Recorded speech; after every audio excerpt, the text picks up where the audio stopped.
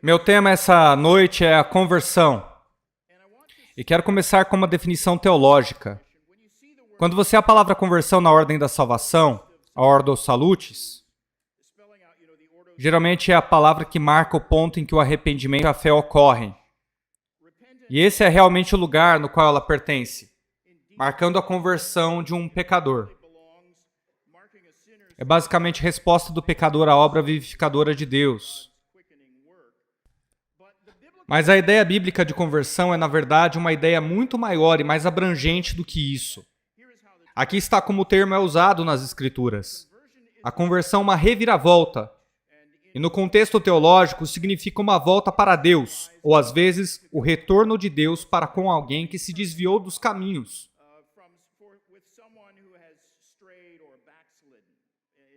Em Atos 15:3, imediatamente após o concílio de Jerusalém, Lucas diz que Paulo e Barnabé passaram pela Fenícia e Samaria, descrevendo em detalhes a conversão dos gentios, contando aos crentes ao longo do caminho como os gentios se voltaram para Deus e abandonaram os ídolos para servir ao Deus vivo e verdadeiro. E o apóstolo usa aquela linguagem exata de 1 Tessalonicenses 1:9, e a palavra traduzida é retorno.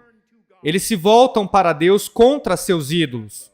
É a palavra grega epistrefo, que é precisamente a mesma palavra que é traduzida para conversão em outros textos da Escritura, como em Atos 3:19, o sermão de Pedro no templo, onde ele diz: arrependei-vos, pois, e convertei-vos, para que o vosso pecado seja apagado. É a mesma palavra, epistrefo, e significa apenas voltar, converter ou retornar. Isso é a conversão. É uma virada, especificamente um retorno para Deus. Portanto, abrange tanto o arrependimento quanto a conversão dos ídolos e a fé que se volta para Deus. É a mesma ideia, uma reviravolta. Chamamos isso de conversão. Lembra que quando Jesus também predisse que Pedro negaria? Lucas 22:32, ele disse a Pedro: eu orei por você, para que sua fé não desfaleça, e quando você se converter, fortaleça seus irmãos. Na versão Almeida corrigida, essa é a mesma palavra grega, epistrefo, traduzido na Almeida corrigida. Quando você se converter, ele diz a Pedro, então a conversão é uma ideia maior.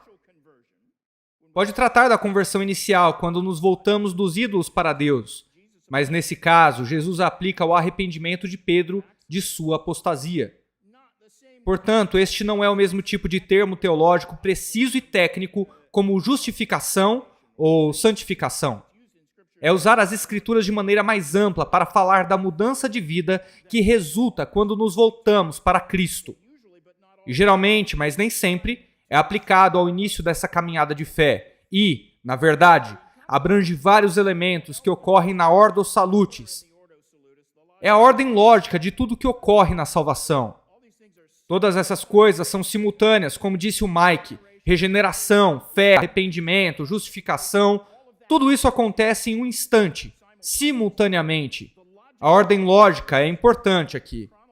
A ordem cronológica não, é simultâneo. Todas essas coisas acontecem no instante da conversão e, na verdade, você poderia incluir a santificação nessa lista, porque ocorre no início da nossa santificação. Quando somos libertos da escravidão do pecado, separados do pecado pela primeira vez, isso é santificação. É uma separação do pecado. É importante distinguir essas diferentes características da obra de Deus. E por isso que estamos fazendo essa série de mensagens da Ordo Salutis. São fatores distintos e você precisa entender, por exemplo, que a justificação não é um processo. Não é uma série de várias etapas que acontecem ao longo do tempo. Mas a justificação, como vocês ouviram Steven Lawson nessa noite, a justificação é uma declaração forense. É um veredito legal, como quando o ministro de um casamento diz: agora vos declaro marido e mulher. Tudo muda em um instante, sua posição legal muda. Se você é noiva em um casamento tradicional, seu nome muda com essa declaração. Os dois se tornam um. E a justificação é assim. É a declaração de Deus de que o pecador não é apenas perdoado, mas também recebe uma posição de perfeita justiça e a justiça de Cristo é imputada em sua conta. Nada no caráter ou constituição de um pecador muda através da justificação. Ele é simplesmente declarado justo. Mas não pense na justificação como um processo ou uma transformação. Mas há uma mudança que ocorre no pecador, quase literalmente no mesmo momento. Se não literalmente no mesmo momento. Ele recebe um novo coração, novos desejos, novos motivos, um novo amor por Cristo, uma nova inimizade contra o pecado. E isso é obra da regeneração e conversão, que abrange todas essas realidades. A lavagem da regeneração e a renovação do Espírito Santo, junto com o perdão dos pecados passados e a declaração de justificação. Quando falamos disso no sentido bíblico, é tanto um evento quanto um processo, e simplesmente descreve o ato de um pecador se voltando para Cristo. E isso inclui tudo o que acontece naquele momento de regeneração, fé, justificação, santificação e arrependimento. De fato, arrependimento é provavelmente o termo mais técnico e sinônimo para conversão. Arrependimento é uma virada. O pecador se volta para Cristo e, ao mesmo tempo, se afasta do pecado, se afasta do mundo, de todo ídolo. Mas é uma virada, não uma série de fatores. E assim, a conversão é um aspecto importante do nosso testemunho como cristãos. Se você não foi convertido, e alguns de nós são convertidos de maneiras mais dramáticas do que outros, mas se você não foi convertido de alguma forma, então você não passou da morte para a vida. E conversão, aliás, é uma palavra que tem aparecido bastante nos noticiários ultimamente, porque o parlamento canadense recentemente aprovou uma lei que proíbe o que a própria lei chama de terapia de conversão. Ela usa esse termo, terapia de conversão. Uma lei feita para tornar ilegal dizer aos homossexuais e transexuais em particular que seus apetites distorcidos de gênero são pecados e devem se arrepender.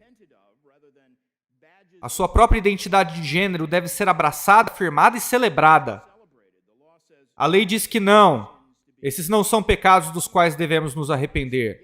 E qualquer um que tente fazer com que um transexual ou homossexual se arrependa de seu estilo de vida ou de seus desejos, está cometendo um crime federal no Canadá. Essa lei está agora em vigor lá, e leis semelhantes foram propostas por vários legisladores americanos. De acordo com o Código Penal atualmente em vigor no Canadá, se você declarar publicamente que a homossexualidade ou transgênero são perversões pecaminosas contra o desígnio de Deus, você pode ser acusado de um crime, e é considerado um crime de ódio, de modo que a punição é muito severa. A lei usa esse rótulo de terapia de conversão para descrever qualquer tentativa de persuadir homossexuais ou transexuais de que sua orientação sexual é pecado e da qual eles precisam se arrepender. E aqui estão as palavras exatas da lei. Esta é uma lei canadense recentemente promulgada. Foi aprovada no início de dezembro, entrou em vigor no início de janeiro. Ela diz: terapia de conversão significa uma prática de tratamento ou serviço projetado para reprimir ou reduzir a atração não heterossexual ou comportamento sexual. E de acordo com o governo do Canadá, entre aspas, a terapia de conversão pode assumir muitas formas, incluindo aconselhamento, modificação de comportamento e terapia de conversão, oferecido por profissionais, autoridades religiosas ou leigos. Fecha aspas. Agora, eu entendo que não é contra a lei do Canadá preparar ou treinar jovens para se tornarem homossexuais ou transgêneros. Você pode fazer isso, mas não pode dizer a alguém que sofre de disforia de gênero ou desejo homossexual que ele precisa se arrepender e se converter. Você não pode dizer isso. E observe também que o governo canadense quer formatar as mensagens que as igrejas proclamam, e até mesmo que os conselheiros cristãos particulares proclamam.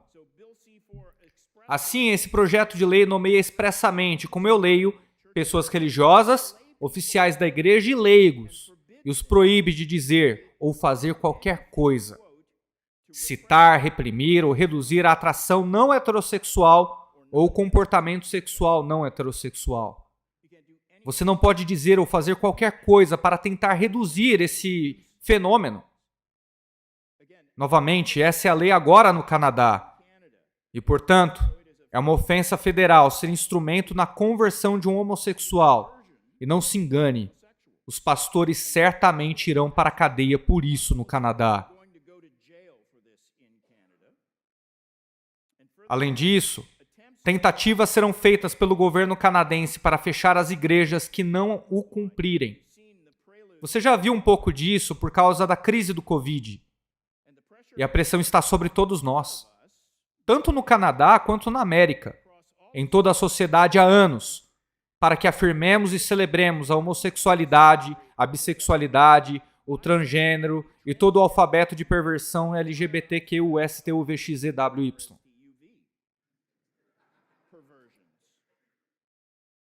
A partir desse ano, no Canadá, tornou-se oficialmente legal ajudar na conversão de pessoas escravizadas por esses pecados de fluidez de gênero. Agora, a Escritura deixa claro que a homossexualidade em todas as suas expressões é uma perversão pecaminosa do desígnio divino. Você não pode ser cristão e abraçar os desejos da luxúria homossexual ao mesmo tempo. Na verdade, vou ser franco, não existe cristão homossexual. Essa orientação é um pecado a ser mortificado. Não é uma qualidade de caráter a ser celebrada e afirmada. O mesmo vale para transexuais, homens biológicos se passando por mulheres e vice-versa. Na verdade, o mesmo se aplica a qualquer tipo de pecado. Se você usa seu pecado de estimação como um identificador, uma marca de sua identidade, então você distorceu tanto o evangelho que eu não te considero um cristão. Você não pode ser um pedófilo cristão. Você não pode ser um ladrão cristão ou um vigarista cristão. Ou mesmo um adúltero cristão. Não, isso não quer dizer que os cristãos não possam cometer adultério. Podem, mas não nos identificamos dessa forma. Nós não abraçamos esse pecado. Não fazemos disso parte de nossa identidade, não toleramos. Vemos isso como um mal a ser mortificado. E assim se olha para a homossexualidade, o transgenerismo. Homossexuais e transgêneros, como qualquer outro tipo de pecador, como cada um de nós, devem ser convertidos ou nunca farão parte do reino de Deus. E uma das passagens-chave da Escritura onde isso é expressamente ensinado é 1 Coríntios 6. E é aí que eu quero ir com você hoje à noite. 1 Coríntios 6, vamos ver 3 versos. 1 Coríntios 6, versos 9 a 11. O contexto é que Paulo está lidando com uma lista de problemas sérios na igreja de Corinto. Era uma igreja problemática. Havia desunião e partidarismo faccioso. Pessoas tratando a mesa do Senhor como as celebrações romanas de Baco, o deus do vinho, o deus romano pagão do vinho. Eles estavam literalmente se embriagando na mesa do Senhor. Havia pecado terrível de todos os tipos no meio deles. Na verdade, um homem teve um relacionamento incestuoso com a esposa de seu pai, capítulo 5, verso 1. De fato, em todo o capítulo 5, Paulo está repreendendo os coríntios, porque eles não excomungaram o sujeito. O capítulo 5 termina com essa exortação. Você não julga aqueles que estão dentro da igreja? Remova o homem perverso do meio de vocês. Ele diz a eles para o excomungarem. E porque ele está falando sobre julgar os que estão dentro da igreja, ele os repreende por saírem da igreja a fim de resolver suas disputas uns com os outros. É aí que o nosso capítulo começa. Capítulo 6, verso 1. Ousa algum de vós, tendo algum negócio contra o outro, ir a juízo perante os injustos e não perante os santos? Porque, evidentemente, eles estavam movendo processos uns contra os outros em tribunais seculares. E assim, nesses primeiros 8 versos, Paulo os corrige por deixar que os injustos, essa é a palavra que ele usa, e não santos, fazerem julgamentos morais por eles. Finalmente, ele diz que se você abrir um processo contra um crente em um tribunal secular, você já perdeu a parte mais importante do caso, verso 7. Por que não preferem ser injustiçados ou defraudados? Pelo contrário, verso 8. Se vocês processam um irmão cristão, vocês mesmos já se prejudicaram e já se defraudaram. Porque vocês fazem isso com os irmãos. Mesmo que você esteja convencido de que seu caso é absolutamente justo, de que você é o único certo, você está errado em processar o seu irmão em um tribunal secular. Um juiz injusto. Esta não é, diz ele, uma maneira cristã de resolver as diferenças dentro da igreja. Isso nos leva então à nossa passagem. Pode parecer que Paulo faz uma mudança abrupta nos tópicos aqui, mas eu não acho que é o caso. Acho que o que ele tem a dizer em nossos 3 versículos nos diz o que ele já está pensando. Que é um pecado grave levar a outro cristão ao tribunal. Porque, em primeiro lugar, um processo em um tribunal secular coloca um julgamento moral entre 2 cristãos nas mãos de um juiz que, com toda a probabilidade, é injusto. Verso 1. E, em segundo lugar, está errado. Não apenas o irmão que você está processando, mas realmente toda a igreja. Porque processar um irmão cristão é em si errado. É pecado. No nosso texto, ele está de fato dando uma razão dupla do porquê é melhor sofrer o mal do que fazer o mal a outro cristão. Primeiro, porque o juiz injusto, em cujas mãos você colocou essa decisão moral, nem mesmo é um cidadão do reino ao qual você professa fidelidade. Os injustos não pertencem ao reino de Deus. Número 2, porque se sua própria vida é dominada por qualquer tipo de injustiça, e existe evidência disso, já que você está processando o irmão, então provavelmente você também está fora do reino.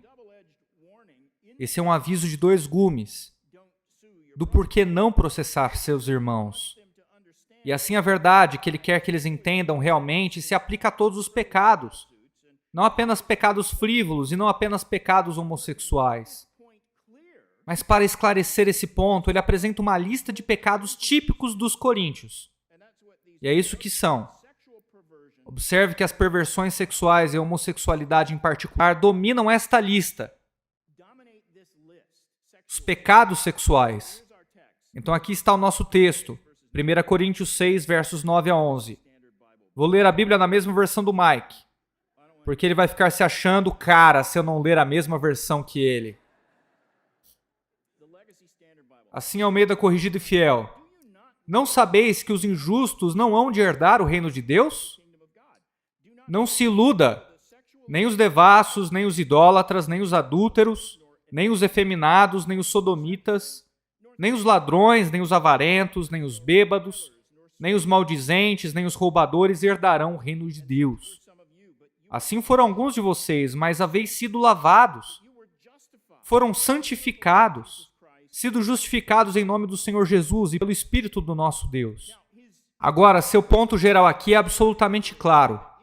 Ele está dizendo que se as qualidades de caráter e o estilo de vida que o definem são injustos, se seus desejos, ações e seu caráter são totalmente desprovidos de retidão, e você mesmo é devotado à busca de algum pecado egoísta, e especialmente se você se identificar com rótulos que significam alguma luxúria, ou padrão do mal em sua vida, então você nunca foi convertido. E se nunca foi convertido, não é uma pessoa redimida e não deve se enganar acreditando que é. Não sei como Paulo poderia dizer isso com mais clareza do que em nosso texto, mas as pessoas ficam confusas com isso. Quero enfatizar que isso não significa que se você alguma vez cometeu algum desses pecados, você está condenado para sempre. Não é isso que significa. E também não significa que você é culpado de um mal imperdoável e nunca vai herdar o reino de Deus. Afinal, você está lutando contra a luxúria. E o contexto mostra essa ideia. E você verá que quando chegamos no verso 11, Paulo não está dizendo que os pecados são imperdoáveis. Ao citar João Calvino, digo, por injustos ele quer dizer, como adúlteros, ladrões e avarentos, ele quer dizer aqueles que não se arrependem de seus pecados, mas corriqueiramente persistem neles. Portanto, não está dizendo que se você já cometeu esses pecados, você não é salvo.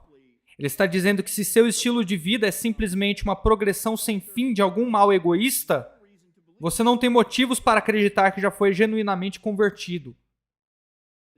A verdade é que cada um de nós luta contra algum tipo de desejo ímpio, ou talvez mais de um. O próprio Paulo confessa em Romanos 7 que travou uma batalha ao longo da vida contra todo tipo de luxúria. Essas são suas palavras exatas em Romanos 7:8. Todo tipo de cobiça. Cobiça de todo tipo. E aí ele usa um termo grego, epitumia, que geralmente é traduzido como luxúria. Não apenas cobiçar alguma posse de um vizinho, mas luxúria, desejo maligno, é o que significa. A mesma palavra que ele usa em Efésios 2:3, quando diz: todos nós antes vivíamos nas concupiscências da nossa carne. Paulo não está dizendo em Romanos 7 que agora ele vive nessas concupiscências, mas está admitindo que ainda trava uma guerra constante contra isso. E ele diz que essa é uma batalha que ele sabe que lutará até que finalmente seja libertado do corpo dessa morte. Ele anseia por isso e quer isso. É assim que você olha para os seus desejos malignos, pecados a serem mortificados. Coisas como a atração pelo mesmo sexo, um desejo pelo que Deus proíbe, não é uma qualidade neutra a ser abraçada e celebrada. Certamente não deve ser usada por um cristão como um distintivo de identidade ou autenticidade. Quando eu escolhi esses 3 versos, eu percebi 3 verdades sobre o pecado e seu remédio, e o que a conversão faz conosco, que surge desse texto. 3 elementos sobre o pecado e o nosso relacionamento com ele, que levam à ideia de conversão. Primeiro, o pecado é uma ilusão. Vamos chamá-lo de ilusão própria. Porque observe o que ele está dizendo, que nosso pecado gera auto-engano. Vocês não sabem? Não se deixem enganar. Ele está dizendo a eles, coloquem sua cabeça no lugar. Vocês não sabem que os injustos não herdarão o reino de Deus? E eles deviam saber disso. A propósito, essa é a verdade bíblica básica, ensinada claramente no Antigo Testamento. Salmo 24, versos 3-5. Quem poderá subir o monte do Senhor? E quem pode permanecer em seu lugar santo? Aquele que tem mãos limpas e coração puro, que não entrega a sua alma à falsidade, que não jura enganosamente. Ele receberá uma bênção do Senhor e a justiça do Deus de sua salvação. E o primeiro salmo termina com isso. Os ímpios não permanecerão no julgamento, nem os pecadores na assembleia dos justos. O caminho dos ímpios perecerá. E então ele diz, não se deixem enganar. Essa é a verdade espiritual fundamental. Ele está preocupado que eles estejam se enganando.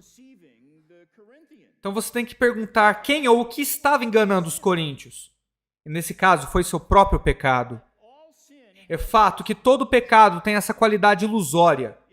Ele nos ilude, nos engana e no processo nos endurece. Hebreus 3:13. Encorajem-se uns aos outros dia após dia, no dia de hoje, para que nenhum de vocês seja endurecido pelo engano do pecado. E o apóstolo Paulo registra, lembrando como, ao fugir de uma luxúria desenfreada, isso quase lhe custou a alma. Em Romanos 7, verso 11, porque o pecado, tomando ocasião pelo mandamento, me enganou, e por ele me matou. Em Efésios 4, 22, ele fala das concupiscências do engano. Então ele enfatiza que o pecado nos engana.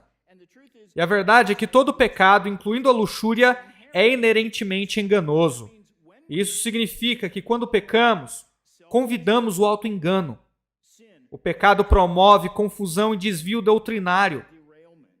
Não se engane jogando qualquer tipo de pecado em sua vida. E não aceite o conselho doutrinário de alguém que está tentando justificar seu próprio pecado. Um homem que se diz um cristão e é atraído pelo mesmo sexo. Eu não quero ouvir o que ele tem a dizer sobre santificação. Ele não entende isso. Ele está se enganando. Ele foi enganado ao aceitar esse pecado e abraçá-lo e torná-lo parte de sua identidade. As pessoas que vivem debaixo da escravidão do pecado enquanto professam ser cristãs estão iludidas. Os justos não herdarão o reino de Deus. Não se iluda. Deixe-me dizer isso enquanto estamos no tema também. O fato de que o pecado é enganoso é uma verdade que deveria provocar mais compaixão do que julgamento para as pessoas de fora da igreja. Para os incrédulos com quem lidamos, pessoas que nem mesmo professam ser cristãs. Eles estão perdidos, espiritualmente cegos e caminhando para o julgamento eterno. E o que eles mais precisam ouvir de nós é a verdade do Evangelho, não apenas a condenação da lei. Eles precisam ouvir a lei primeiro. Mas você entende, né? Eu espero que a lei seja uma mensagem de destruição e desesperança para os pecadores. Não há boas novas na lei. Gálatas 3:10 cita a maldição. Maldito todo aquele que não permanecer em todas as coisas que estão escritas no livro da lei para permanecer.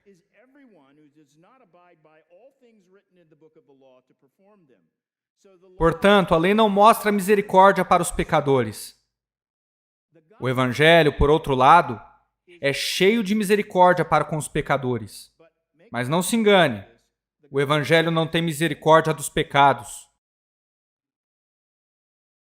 Romanos 8:3 Porquanto que era impossível a lei, visto que estava enferma pela carne, Deus, enviando o seu Filho em semelhança da carne do pecado, pelo pecado condenou o pecado da carne.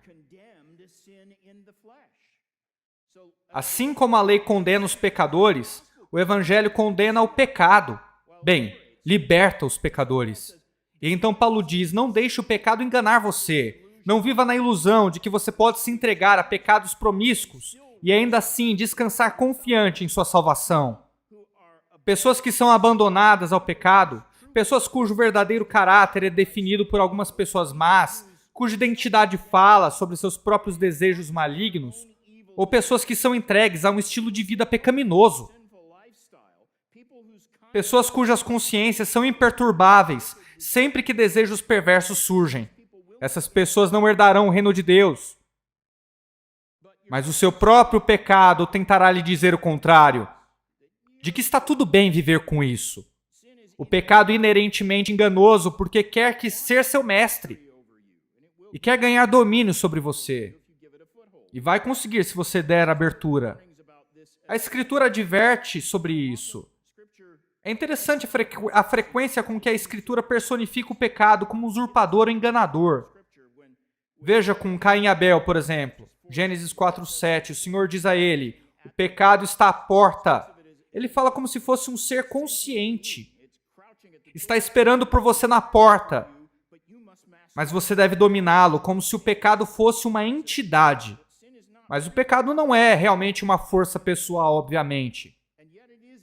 E ainda assim é inerentemente enganoso, obscurece nosso julgamento, confunde nosso senso moral, serve a nossa consciência e até distorce nosso sistema de crenças.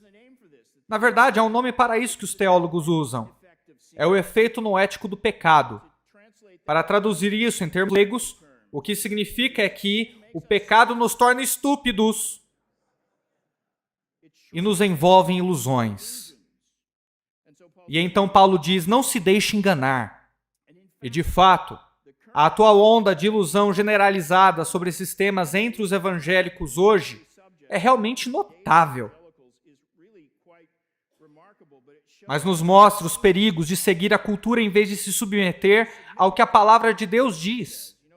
Sabe, tornou-se moda em alguns círculos evangélicos as pessoas se identificarem por seus pecados. Pecados recorrentes. E isso é inédito na história da igreja. Olhar para a história da igreja nunca foi assim antes, mas é uma insanidade terrível que mina a santificação. E é uma negação do que essa passagem nos ensina. Em última análise, é uma negação de toda a ideia de conversão, de que o Evangelho nos converte, nos muda, nos transforma. Portanto, essa é a primeira coisa a notar nessa passagem com relação ao pecado e ilusão. De que todos os pecados geram auto-engano. Aqui está uma segunda verdade. E esta é sobre o pecado e a destruição. A lição aqui é que todos os nossos pecados são excessivamente pecaminosos. O pecado, se for tolerado, irá arruiná-lo total e eternamente. Destruí-lo. Versos 9 e 10. Não se iluda. Nem os imorais, nem os idólatras, adúlteros, efeminados, nem os homossexuais, nem os ladrões, nem os avarentos, beberrões ou maldizentes, vigaristas herdarão o reino de Deus. Vamos observar isso. Ele cita 10 pecados específicos aqui. E eles se enquadram em 2 categorias. A primeira metade são pecados sexuais. E a segunda, pecados sociais. Ele não está nos dando uma categoria exaustiva de pecados aqui. Não é essa a ideia. Não é esse o seu propósito. Mas pecados simplesmente representativos que abrangem toda a lei moral. Como a lei moral é explicada nos 10 mandamentos. 10 pecados. Não deliberadamente ou necessariamente se equiparam aos 10 mandamentos. Mas Paulo aqui está escrevendo uma audiência de ex-gentios pagãos. E assim ele não usa a linguagem do decálogo. Ele poderia, mas em vez disso ele dá uma lista de pecados. O que há de único nisso? Eles eram elementos básicos da cultura coríntia. Todos eles. Observe que ele não faz nenhum esforço para suavizar a verdade ou acomodar a tendência dessa cultura. Não há contextualização aqui. Na verdade, é o oposto da abordagem sensível ao pecador. Porque a homossexualidade era tão predominante na cultura coríntia quanto na nossa, talvez até mais. E é claro que Paulo não está tentando contextualizar essa mensagem. Em outras palavras, tentar torná-la mais palatável a uma sociedade que estava apaixonada por suas perversões sexuais. Esses 2 versos parecem uma pequena lista dos pecados característicos da cultura de Hollywood do século XXI, não é? Todos esses são pecados degradantes, pecados horríveis. E todos eles têm que ver com a autogratificação perversa. E o ponto de Paulo aqui não é igualar todos esses pecados. As pessoas vão dizer que ele fala sobre ganância, que é tão horrível quanto a homossexualidade. Não, ele os coloca na mesma lista, mas não está tentando classificá-los como pecados maiores ou menores. Ele não está tentando fazer uma equivalência entre todos eles. Sabemos pelas Escrituras que alguns pecados são piores que outros. Esse é um dos pontos que Paulo faz sobre a homossexualidade em Romanos 1, quando ele fala sobre a queda gradual da humanidade em formas mais perversas.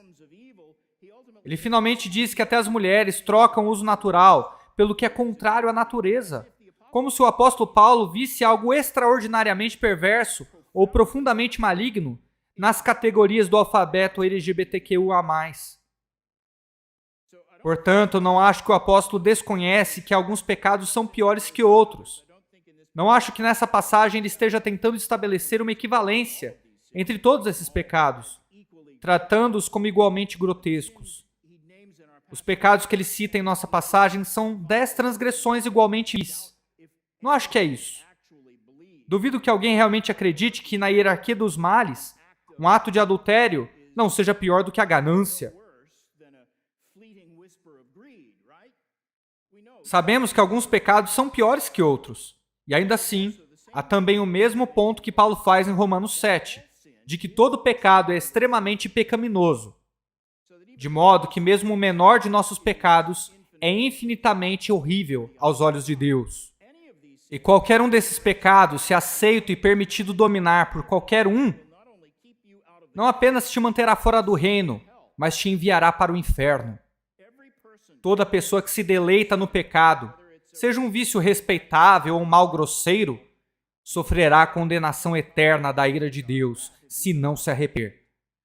Apocalipse 21, verso 8. Desde os covardes e incrédulos até aqueles que são notoriamente abomináveis, assassinos, pessoas imorais, feiticeiros e idólatras. E então ele acrescenta no final, e todos os mentirosos, o que é todos nós, né? Estarão no lago que arde em fogo e enxofre, que é a segunda morte. Novamente, seu ponto é que todo pecado é extremamente pecaminoso. Agora, 10 pecados estão listados aqui. Eles se dividem em 2 grandes categorias, de modo que os 5 pecados mencionados no verso 9 são perversões sexuais, e os outros são vícios sociais. Todos os 10 eram males que dominavam e caracterizavam a cultura de toda a cidade de Corinto. E observe, de fato, que Paulo deu uma lista muito semelhante de males em Corinto. Apenas um capítulo antes dessa lista mais curta, Mas primeiro, em 1 Coríntios 5,11, é onde ele diz: escrevi para vocês não se associar com nenhum suposto irmão, se ele for uma pessoa imoral, avarenta, idólatra ou maldizente, bêbado ou enganador. Ele fala sobre os pecados sociais, deixa de fora o roubo, mas cobre praticamente todas as outras categorias. Seu ponto no capítulo 5 é que esses são os pecados que padronizavam aquela cultura. E então ele diz no capítulo 5, versos de 9 a 10, escrevi a vocês em minha carta para não se associar com pessoas imorais, mas ele diz, não quis dizer de forma alguma com as pessoas imorais desse mundo, os pecadores desse mundo. Caso contrário, você teria que sair do mundo. Então ele está dizendo isso. Trate os pecadores mundanos com compaixão e ganhe-os para Cristo. E até mesmo seja amigo deles. Mostre amor. Mas esses pecados não devem ser tolerados na igreja. É quando ele diz, então tire o homem perverso do meio de vocês. Na verdade, eu escrevi para vocês para não se associarem com nenhum suposto irmão, se ele está seguindo o estilo de vida padronizado por esses pecados. Aqueles que estão de fora, Deus julga. Mas dentro da comunhão dos irmãos, vocês é que julgam. Tirem ele daí. Então ele faz essa distinção clara no capítulo 5, que está em perfeita harmonia com o ponto que ele está fazendo aqui, que o pecado não tem lugar legítimo na vida de um crente, uma pessoa convertida. E, novamente, ele não está sugerindo que os cristãos não têm pecado. Sabemos que ele não acredita nisso. De fato, diz o apóstolo João, se dissermos que não temos pecado, estamos nos enganando, e a verdade não está em nós. 1 João 8, por outro lado, 1,6, se dissermos que temos comunhão com ele e andarmos em trevas, mentimos e não praticamos a verdade. Então sim, você pecou. Mas se você está andando nesse pecado, se você não está lutando contra ele e afirma que é um crente, você está mentindo. Você não é convertido. Se você está entregue em trevas, continuamente praticando o pecado ou tolerando passivamente o pecado em um padrão ininterrupto de maldade em sua vida, então você não tem direito a qualquer tipo de certeza de que você é um verdadeiro cristão. E João Paulo, não da dupla de Daniel, né? Mas os apóstolos estão em concordância. Veja os 5 tipos de pecadores que ele menciona no verso 9. Os sexualmente imorais. O nosso texto novamente, capítulo 6, verso 9. Imorais, adúlteros, efeminados e idólatras homossexuais. Se você está olhando para a versão Almeida corrigida, a primeira é traduzida como fornicadores. Mas qualquer que seja a versão em português abrange o termo sexualmente imoral no grego, que é pornos. A mesma palavra que está na raiz do termo em português para pornografia. É uma expressão muito ampla que abrange todo tipo de devassidão sexual e se aplica a tudo, desde pecados da imaginação da pornografia, até mesmo no sexo online, até abominações que são nojentas demais para nomear. Todos eles são abrangidos por esse termo pornos. João e Paulo poderiam ter usado aquela palavra e deixado assim, e não precisariam destacar adúlteros, efeminados e homossexuais, porque todos esses males estão incluídos no termo porneia. Mas ele pode ter casos específicos em mente, porque ele nomeia esses pecados de distorção de gênero de propósito. E a propósito, caso você esteja se perguntando, a idolatria está listada nesse contexto porque pecados sexuais horríveis de todo tipo estavam relacionados nas formas coríntias de idolatria. Existia uma infinidade de templos naquela cidade. Era uma cidade cheia de templos e bordéis. E os templos eram administrados por prostitutas do templo. E envolver-se em fornicação ou em incursões horríveis com essas prostitutas era considerado um ato sagrado de adoração naquela cultura pagã.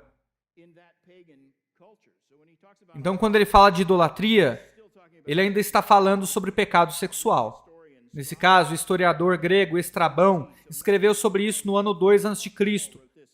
O templo de Afrodite em Corinto era tão rico que empregava mais de 1000 prostitutas, tanto homens quanto mulheres. Portanto, a idolatria coríntia era literalmente uma forma de gratificação sexual ilícita. E aparentemente havia pessoas dentro e ao redor da igreja de Corinto que estavam preparadas para aceitar a alegação de que esse é um tipo de comportamento normal, natural e moralmente neutro. Pense sobre isso. Eles mostraram tolerância com o relacionamento incestuoso de um membro da igreja. Paulo diz que mesmo aqueles pagãos achavam aquilo horrível. Portanto, Paulo está desmistificando a noção de que você pode tolerar esses pecados ou esse tipo de conduta entre os membros da igreja e ainda assim afirmar ser crente. Obviamente, pessoas casadas que cegam a qualquer tipo de atividade sexual promíscua são adúlteras. Paulo fala disso e lista as próximas duas palavras que abrangem especificamente ambos. Todo tipo de comportamento sexual e homossexual. Eles são específicos. A palavra traduzida por efeminado é a palavra grega malakoi. É uma palavra que fala de suavidade, significa literalmente macio. É usado apenas em dois contextos na Escritura.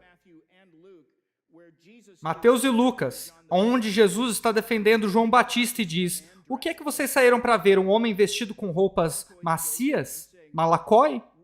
Ele está dizendo: o que é que vocês acham que João Batista era? Ele estava vestido como um gay? Isso é essencialmente o que Jesus está dizendo. E então aqui, bem, na verdade, tanto aqui como ali, essa palavra claramente tem uma conotação negativa. Malakoi. Claro, suavidade é algo ruim. É uma coisa má, de forma como as escrituras o retratam.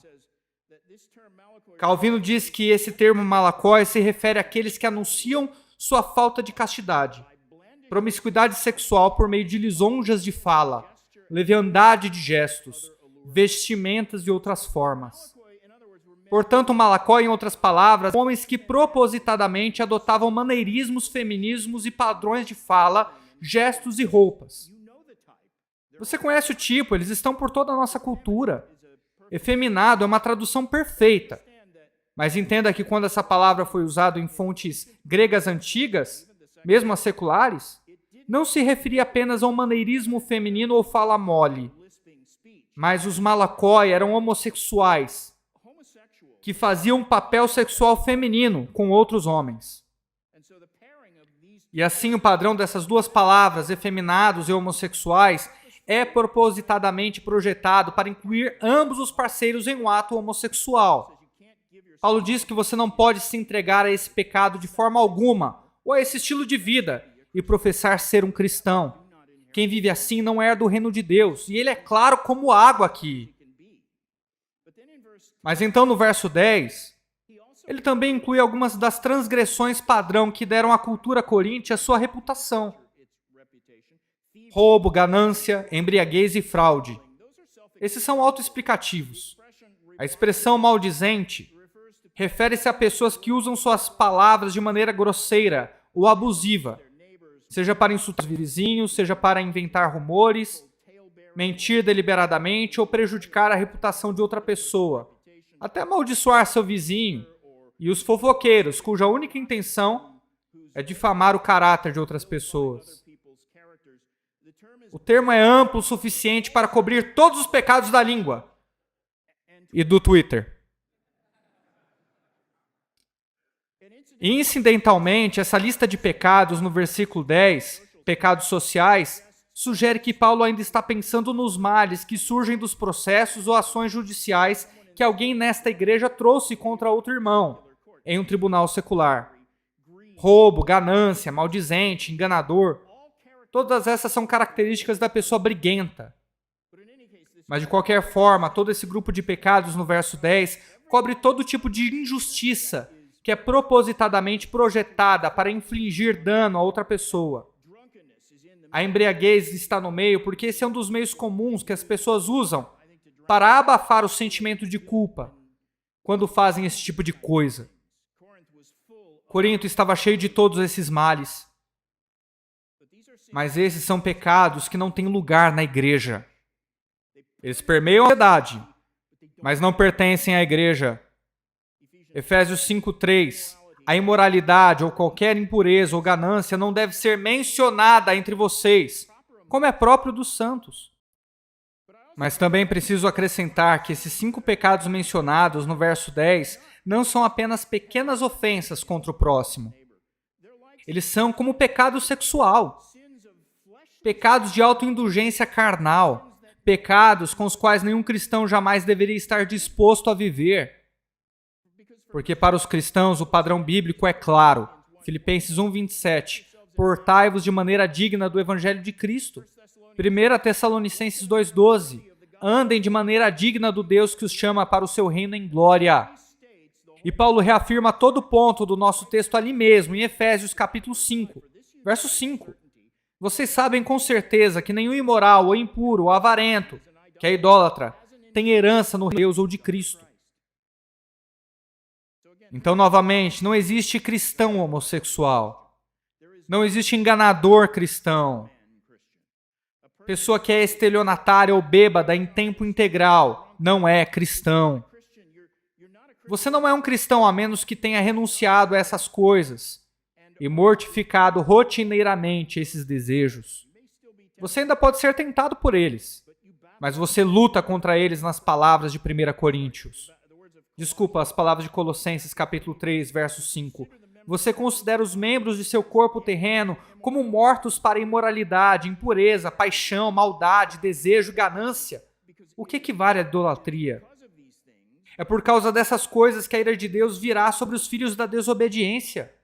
É a mesma coisa. Então você tem que se considerar morto para essas coisas. Você não os usa como distintivos de identidade. A mensagem da Escritura é clara e consistente. Nenhum pecado, muito menos homossexualidade e fluidez de gênero. Nada disso deve ser motivado ou normalizado ou receber qualquer tipo de validade artificial na vida do cristão. Todo pecado é extremamente pecaminoso. Essa é a verdade. Mas esses pecados de estilo de vida, modo hábito, são escravizadores. E alguns deles são especialmente nojentos. E uma vida completamente entregue a esses pecados não é uma vida redimida. Aqueles que fazem isso precisam ser convertidos. E esse, novamente, é o ponto central dessa mensagem. Vimos uma lição sobre pecado e ilusão, ou seja, que todos os nossos pecados geram auto-engano. Vimos uma lição sobre pecado e destruição, que todo pecado é extremamente pecaminoso. Em terceiro, aqui está uma lição nessa passagem sobre pecado e libertação. Estou feliz por isso estar aqui.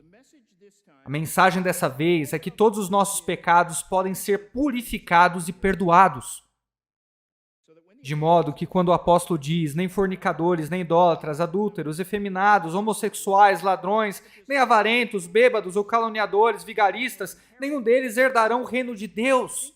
Se você acha que ele está dando uma lista de pecados imperdoáveis, ou mesmo pecados horríveis que requerem algum tipo de penitência especial, se é isso que você pensa, você não entendeu nada. Seu ponto é que esses são exatamente os tipos de pecados dos quais os coríntios convertidos foram libertados. Esses são pecados perdoáveis, mas que precisam de arrependimento. Eles não podem ser adotados como distintivos de identidade. Verso 11, tais foram alguns de vocês, mas foram lavados, foram santificados, justificados em nome do Senhor Jesus Cristo e no Espírito do nosso Deus. Essa é a promessa do Evangelho. Como eu disse no início, o Evangelho é totalmente intolerante com o pecado, mas é cheio de misericórdia para com os pecadores. Paulo não cita alguma boa obra que os membros redimidos da Assembleia de Corinto fizeram para expiar seus pecados. Ele não os elogia por terem saído da lama ou da cultura corrupta.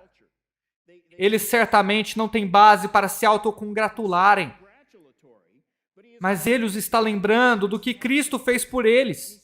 E ele diz expressamente que não é que eles se purificaram, mas que foram lavados, verbo passivo, foram lavados, santificados e justificados em nome de Cristo, por meio da agência do Espírito Santo. Deus fez isso. Li alguns comentários sobre isso, onde o comentarista interpretou a lavagem como o ritual do batismo. Que absurdo! O batismo é simbólico, não limpa literalmente nada. Simboliza uma limpeza que é feita pelo Espírito Santo com água, a palavra. É uma limpeza do coração, algo que nenhum pecador pode fazer por si mesmo. Temos ouvido isso o dia todo, Tito 3,5. Ele nos salvou, não com base em obras que praticamos, mas de acordo com sua misericórdia, pela lavagem da regeneração e renovação pelo Espírito Santo. Essa é a lavagem de que falamos aqui. Efésios 5, 25 e 26 dizem a mesma coisa. Cristo amou a igreja e se entregou por ela para santificá-la, tendo-a purificado com a lavagem da água pela palavra.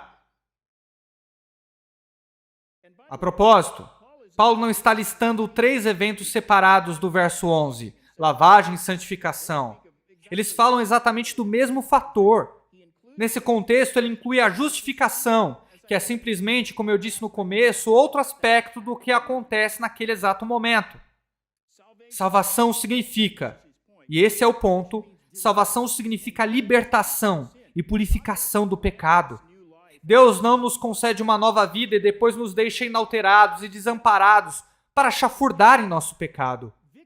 Ele nos dá vitória sobre o pecado, libertação da escravidão. Ele nos dá um novo coração com novos desejos, novas ambições e novos apetites. Especialmente o novo amor por Cristo e um desejo de ser como Ele é para participar de sua glória. O que não significa que todos os velhos apetites da carne desapareceram imediatamente. Às vezes comparo o processo de santificação com o abandono do velho eu. É como a remoção de Lázaro de suas ataduras. Quando Jesus o ressuscitou dos mortos, Lázaro caiu até a boca daquela tumba em uma roupa de múmia. E as pessoas ficaram surpresas. E as escrituras dizem que todos estavam impressionados e Jesus teve que dizer, tirem suas ataduras. E a remoção daquelas ataduras é uma boa imagem do que realmente é o processo de santificação. Nosso texto diz que você foi santificado. Coloca isso no passado. Em outras palavras, você foi liberto do pecado, mas também está sendo santificado. E ainda mais separado do pecado à medida que gradualmente se conforma à imagem de Cristo. De glória em glória. Esse é o processo natural e esperado e o progresso da salvação. Agora, é verdade, como diz a Confissão de Westminster, nossa santificação é imperfeita nessa vida. E as pessoas caem em pecado. Elas às vezes persistem nele, mas as Escrituras dizem que os verdadeiros crentes se arrependerão e acabarão se arrependendo de seus erros e perseverarão na busca da justiça. Amanhã falarei sobre perseverança. Isso vai acontecer se você for um crente verdadeiro. Essa é a marca de um crente genuíno. Ele trava uma guerra contra o seu pecado. E é Deus quem garante o seu triunfo final. Deus é quem pode te guardar de tropeçar e te colocar de pé na presença de sua glória, irrepreensível e com grande alegria. Por outro lado, aqueles que se entregam ao pecado realmente provam que sua fé nunca foi real. Eles nunca foram genuinamente convertidos. 1 João 2,19, eles saíram de nós, mas eles não eram realmente de nós, porque se fossem de nós, ficariam conosco.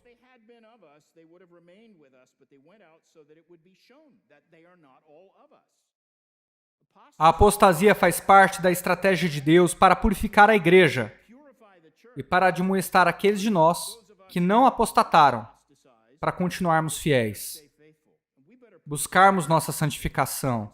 E então aqui é a conclusão do nosso texto. Para um cristão, o pecado não é a norma. Não pode ser. O pecado é um intruso, e um intruso inaceitável no coração regenerado e na vida redimida de todo verdadeiro crente. Não devemos tolerar o pecado, muito menos celebrá-lo. Você pode ter sido um criminoso, um bêbado ou um pervertido em sua antiga vida, mas se alguém está em Cristo, é uma nova criatura. As coisas velhas passaram e tudo foi feito novo. 2 Coríntios 5,17. Você tem que guerrear contra os hábitos e apetites que esses pecados lhe deixaram para continuar batalhando. Mas o pecado em si agora é estranho para você. Isso não define quem você é. E então viva como quem crê. Em Romanos 6, versos 11 a 14, considerem-se mortos para o pecado, mas vivos para Deus em Jesus Cristo. Portanto, não reine o pecado em seu corpo mortal para que vocês possam obedecer às suas concupiscências. Não continuem apresentando os membros do seu corpo de justiça ao pecado como instrumentos de injustiça, Mas apresentem eles a Deus como vivos dentre os mortos, e seus membros como instrumentos de justiça a Deus, pois o pecado não terá domínio sobre você. Você não está debaixo da lei, mas debaixo da graça. Você foi convertido. Deixe-me resumir. Embora essa passagem emita um aviso severo e francamente aterrorizante, todas as formas de pecado autoindulgente, culmina nas maravilhosas boas novas da misericórdia de Deus, até mesmo para o tipo mais vil de pecador. E em uma congregação desse tamanho, e com a mensagem sendo transmitida ao vivo, eu não tenho dúvidas de que existem pessoas ao alcance da minha voz, que são secreta ou abertamente caracterizadas por pecados horríveis que você comete compulsivamente. E o peso da culpa para você é como uma pedra acorrentada em seu pescoço. E eu quero que você saiba que existe perdão. 1 João 9. Se confessarmos nossos pecados, Ele é fiel e justo para nos perdoar os pecados e purificar de toda injustiça. 1 Timóteo 1,15. Esta é uma palavra fiel e digna de toda aceitação, que Cristo Jesus veio ao mundo para salvar os pecadores, dos quais eu sou o principal. Tito 2, 11 a 14. Porque a graça salvadora de Deus se há manifestado a todos os homens, ensinando-nos que, renunciando à impiedade, às concupiscências mundanas, vivamos nesse presente século sóbria, justa e piamente, aguardando a bem-aventurada esperança e o aparecimento da glória de Deus e nosso Senhor Jesus Cristo, o qual se deu a si mesmo por nós para nos redimir de toda a iniquidade e purificar para si um povo especial, zeloso e de boas obras. Essa é uma pessoa convertida, zelosa e de boas obras. É a característica mais visível, notável e confiável de uma pessoa genuinamente convertida. Ele é zeloso por boas obras. Ele não tenta justificar suas luxúrias perversas. Ele não se identifica com qualquer perversão que possa tentá-lo. Sua identidade e, de fato, sua própria vida está em Cristo, a quem ele acessa pela fé. E Paulo segue essas palavras a Tito dizendo: estas coisas diga, exorta e repreende com toda a autoridade. Que ninguém impeça você. E isso inclui todas as tentativas dos governos terrenos de silenciar a verdade. Inclui aquelas pessoas do Twitter que tentam envergonhar você. Atos 4, 19 e 20. Julgai se é justo diante de Deus dar ouvidos a vós e não a Deus, pois não podemos deixar de falar das coisas que vimos e ouvimos. No próximo capítulo, 5:29, devemos obedecer a Deus e não aos homens. Essa é a nossa comissão. E se isso significa que cairemos na prisão por falar a verdade, que Deus nos conceda um ministério prisional frutífero. Vamos orar. Todos somos condenados por essa passagem. Isso nos lembra de nossa total dependência de sua graça, porque muitas vezes sucumbimos às tentações do mundo, da nossa carne e do diabo. E assim oramos para que o pecado nunca defina quem somos, que Cristo seja sempre o nosso primeiro amor, acenda uma paixão ardente pela retidão em nossos corações, um zelo por boas obras, e dê-nos a força de vontade e o compromisso espiritual para mortificar as ações da carne, fugir do diabo e renunciar a esse mundo. E ao fazermos isso, conforme-nos à perfeita semelhança de Cristo. Amém.